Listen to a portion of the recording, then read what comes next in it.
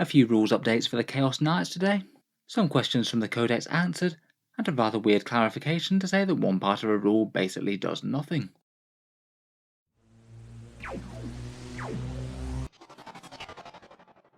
Hello and welcome back to Warspets Tactics, where today we're talking Chaos Knights once more, where Games Workshop has issued a rules update for them, the one that usually follows the Codex a few weeks after the release. It went on pre-order around about a month ago, and usually a little while after the Codex drops, Games Workshop issues all of their corrections and clarifications. We did get that Forge World FAQ update the other week, and while it did fix a fair few important keywords, there were a couple of slightly weird omissions, particularly not giving the abhorrent keyword to the other Questor pattern knights, the Megara and the Styrex.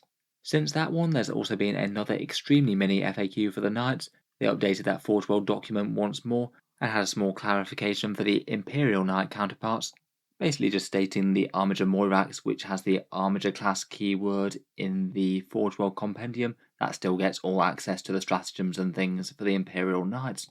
Weirdly, technically it didn't already due to the hyphen between the two words, though I think any reasonable player or tournament organiser would usually say it was fine.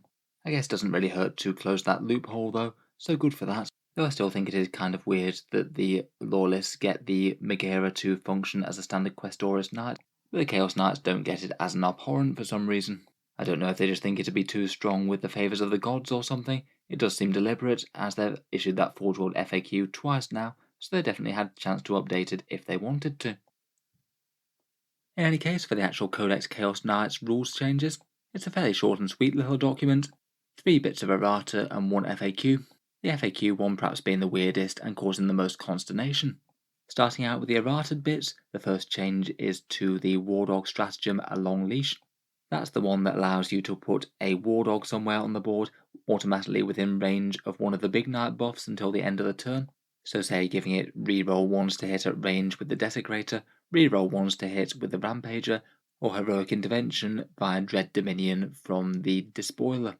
Previously the stratagem said that it had to be used in your command phase, but only lasted until the end of your turn, and that meant that the Heroic Intervention one from the Despoiler could basically never function, as typically you Heroic Intervene in the opponent's turn. Technically, I guess that might be a small buff to the stratagem. It technically didn't work for the Despoiler before, and now it does, though I still think it's a bit of a niche one. I guess if you've got a whole load of foresight and know exactly what your opponent's going to do, it could help a Wardog defend an objective against some units coming in. If it was parked directly on an objective, it means that you could Heroic Intervene, so the enemy couldn't just try and sneak it away from under your nose by putting a unit nearby. I think in reality though, it's usually not going to be worth spending that in the command point, as you don't even know whether or not the Wardog's going to actually live until the end of the turn, let alone whether or not your opponent will be kind enough to put units in range to Heroic Intervene with. I still think that one's probably one of the lower yield stratagems of the book. Next up, there's a change to the points cost on the Aura of Corruption. This one's a Nurgle Favour of the Gods. It grants you a debuff aura of -1 strength to enemy units within 6 inches, and also if you get your favoured ability by killing some models, you also get a -1 toughness as well. I think it's not a too bad one. The favoured ability really is quite nice.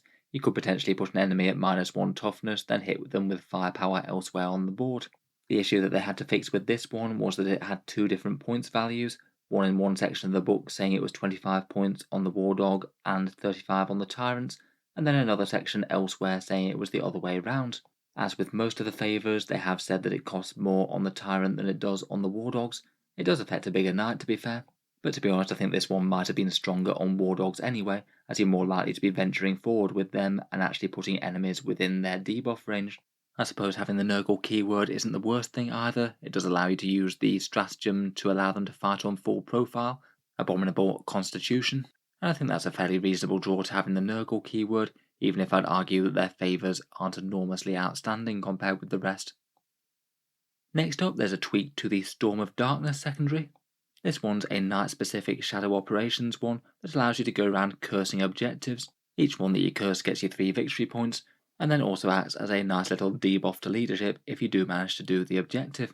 Previously, you could start this objective at the end of any morale phase, your or your opponent's, and it would last until your next psychic phase. This meant that it was fairly easy for Chaos Knight players to do that one, provided they could get in range, and provided they had a knight survive on a certain objective. Then the trade-off would typically become giving up your movement to curse the objective and gain the victory points. as most of the time you want to do it at the end of the enemy's morale phase rather than yours, so they don't have a chance to kill your knight.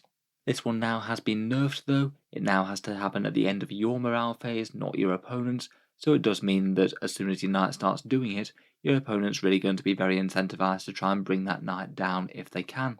I guess the challenge will be to try and make it done on such a low priority knight to kill that they're going to have to expend a lot of resources if they do want to stop you doing it. But in general, that one just does feel like it's a lot more shaky now. You'd typically be wanting to do it with things like war dogs, which aren't really the hardest things to kill in the world as they go. I guess perhaps they just wanted to make sure that this one just wasn't done and then your opponent had no way to stop it. But I would say it's probably turned a rather good secondary objective into a slightly more niche one. Finally, for the slightly more weird trait is the warlord trait Bow to None. This one's perhaps the single most relevant out of any of the changes, as it seems to be a fairly common pick for House Herpatrax. They seem to be agreed as one of the strongest knight households, giving you a flat defensive buff and also being iconoclast for the fairly dangerous melee. The house's unique warlord trait is Bow to None. It allows you to ignore modifiers to characteristics, ignore movement modifiers, and ignore modifiers to hit, wound, and damage rolls. Basically, it means that if your opponent has nice defenses like dense cover for -1 to hit, or tries to debuff your knights in some way with -1s to hit or wound or things like that, then it'll still be fighting on full capacity, quite nice for a big titanic unit.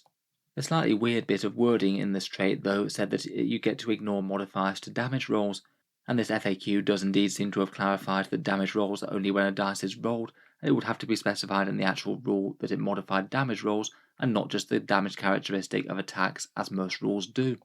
This means that ignoring the damage roll modifiers wouldn't apply to just about everything in the game, such as Duty Eternal for -1 damage on Dreadnoughts, Disgustingly Resilient for -1 damage on Death Guard, or Eldar Wraith constructs and things, or just about everything else. I think technically it doesn't really count as a rules change because that was the way that it was worded already, but it does seem odd that they'd take a rule and basically say that yes, this one doesn't really apply to any circumstances in 40k at the moment, as at least off the top of my head, I don't think that anything in 40k impacts damage rolls specifically, and if it is, then it's very, very niche. I think it still remains a decent enough trait. Never getting a -1 to hit is pretty handy to be honest, though it is significantly weaker than it would have been if it just ignored damage modifiers in general. Countering things like dreadnoughts and stuff would have been really, really good. I don't really see too much why they couldn't have made it the stronger version of itself. I guess it certainly loses out a little bit against some of the other warlord traits in comparison now. In any case, that's it for the Chaos Nightly FAQs. Not really too many big changes to be honest.